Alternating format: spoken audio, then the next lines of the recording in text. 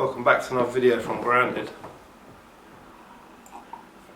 Today I'm going to attempt to tackle the tough topic of depression.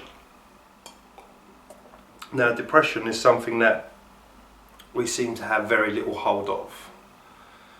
Mental health has been blowing up, so much awareness of mental health now, so much awareness of the depression that it's causing and the suicide rates that mental health is causing, but yet no solution. And we've got all of these scientists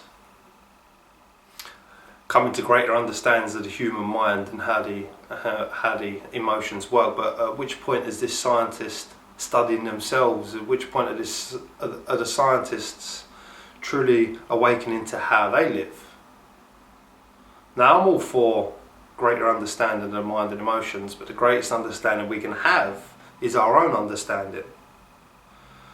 By going to work and doing our own work, understanding what makes me depressed, understanding what depression is in myself. Now, when we begin to understand what depression is in ourselves, we can begin to understand what depression is in others. Because beneath the surface layer, we are all the same. Every single one of us is the same underneath. Now, we might have these different personalities or skin colour or ethnic background, but underneath all of that, everybody's body functions the same. So depression.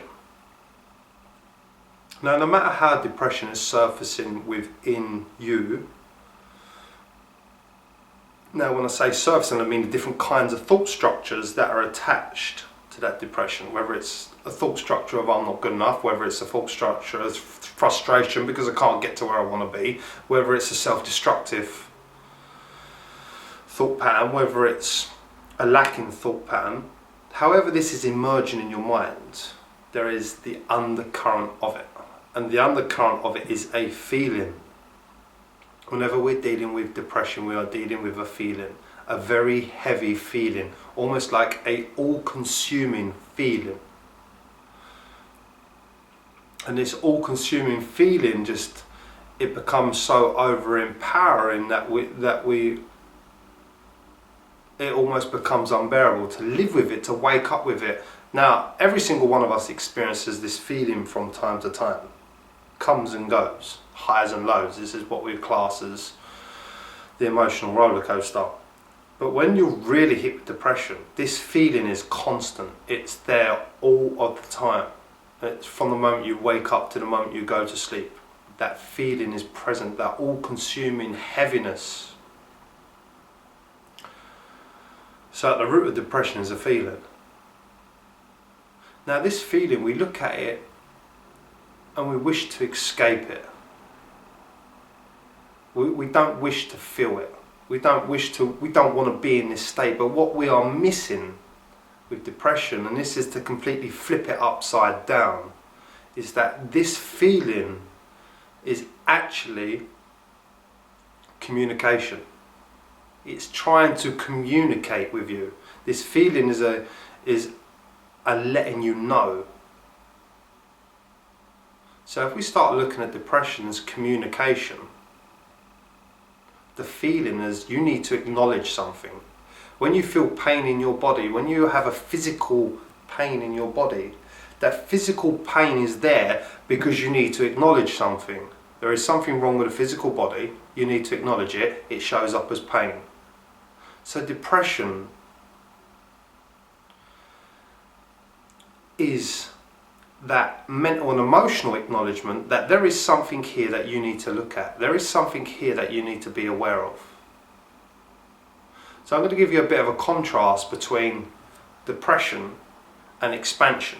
So expansion we could call joy. Now, what does it feel like when we're feeling joy?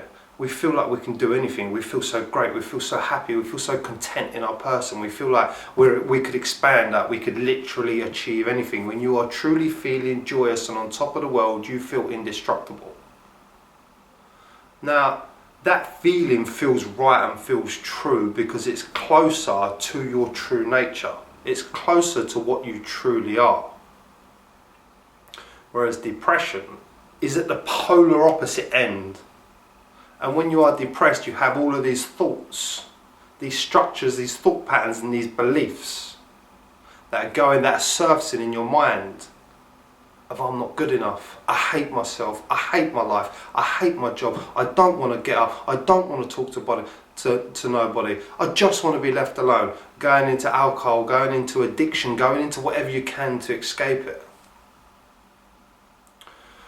So we need to look at both of these feelings and understand that this joyous feeling is saying yes, how you are thinking and feeling right now is in alignment with your higher self, is in alignment with your expansion, is in alignment with who you truly are. Whereas this other feeling is saying, hold on, there's something here that you haven't dealt with, there's something here that you're not seeing, you're not looking into yourself with clarity.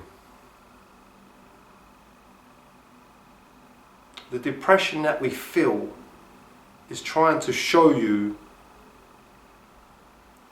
that in your belief system, in your mind structure, in your thought associations are all of these beliefs that don't serve you. All of these associations that don't serve you. So when you're in depression, your being is actually calling for you to see what you're identified with. It's calling you to see these painful thoughts, these negative associations, these negative belief systems, this emotional trauma that you might be holding within. The feeling is forcing your consciousness, your being, into these thought patterns and structures so you can awaken out of them. So you can see what's going on. So what do we need to do when we're in depression? Well, first of all, anytime we're depressed and down, we need to understand that right now in this depression, in this feeling down, that I am aligned with something that doesn't serve me.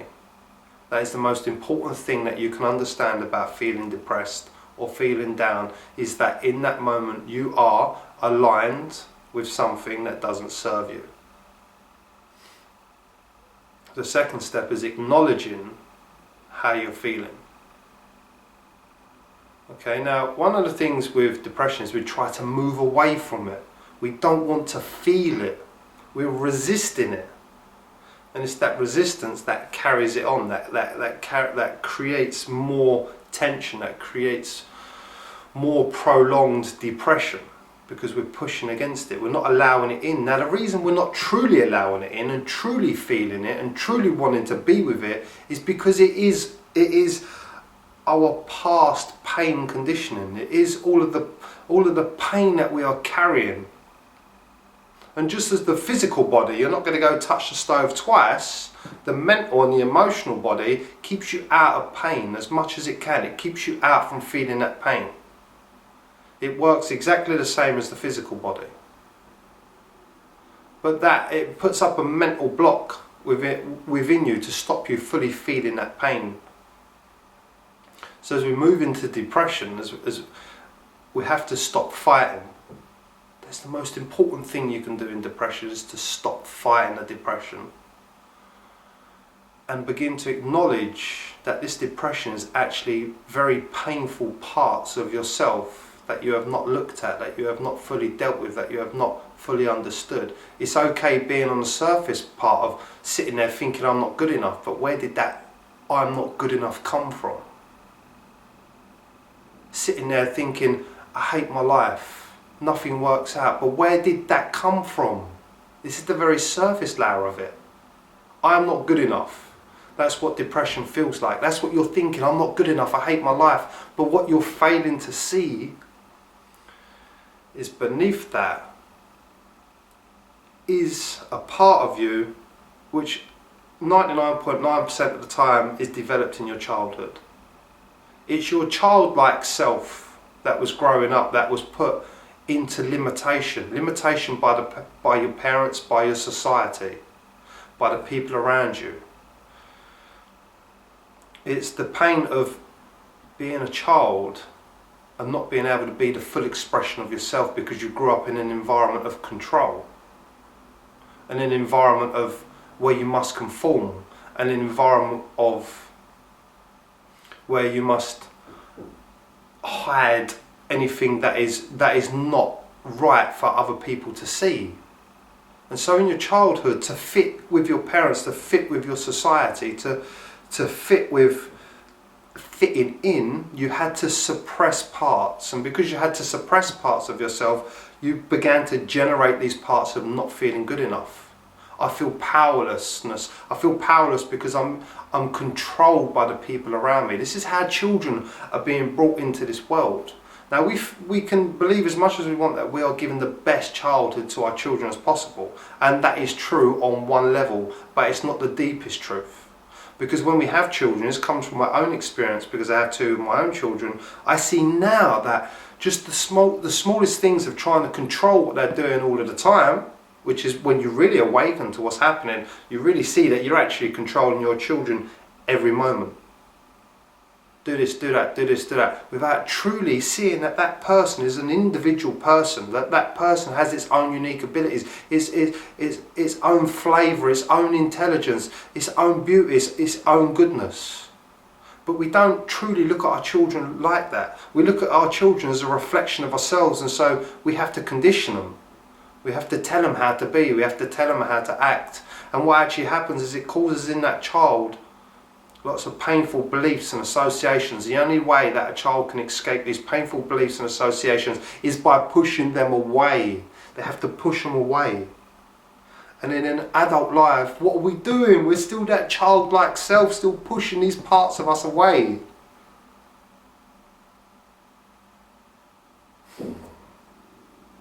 That's what I realised with myself as I moved through my depression, as I moved through my anxiety, as I moved through my addictions. That underneath all of this pain was a childlike self that wasn't able truly to be who he wanted to be, wasn't able truly to be the expression that he wanted to be, wasn't able to truly have and be acknowledged for being who I was. So depression is always a feeling, and that feeling is always allowing you to know that right now you are in a way of being that isn't aligned with your highest good. Through my own awakening, I realised that the highest frequency, the highest realisation you can have is the state of your pure being, and it's expanded. There is no limitations on it. And any time I try to limit myself on what I can do, I feel it, I feel the contraction, I feel the tension. So depression on the surface layer is a feeling. And that feeling is to show you your painful thoughts and beliefs and the parts that you have suppressed. Your ability to sit and be with them feelings and to allow them feelings and to understand yourself and to understand them feelings and to integrate yourself and to bring them parts closer. Not keep pushing them away is what will begin to change your life, is what will begin to bring some wholeness to who you are, rather than all of these little parts, these highs and lows, up and down, happy today, sad tomorrow, parts clashing within, the good and the bad clashing.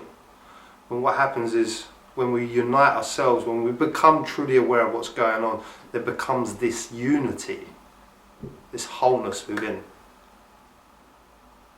Till the next one, love, peace and joy.